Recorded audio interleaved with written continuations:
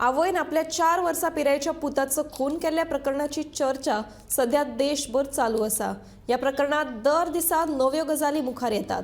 शुक्रारा कलंगूट पुलिसांनी सुचना हिका कांदोळेंतल्या त्या गेस्ट हाऊसात व्हरून ते दिसाच्या घडणुकेचो क्रायम सीन रिक्रिएट करून घेतलो। त्या वेळार दुबावीत सुचनान पुलिसांक सहकार्य केले। तिणें स्वता जावन घडणुकेची म्हायती दिली, पूण पुताचो खून आपणे करूना, ताका न्हिदिल्ल्या जाग्यार सैमीक मरण आयलें अशें तिणें पुलिसांक सांगलें।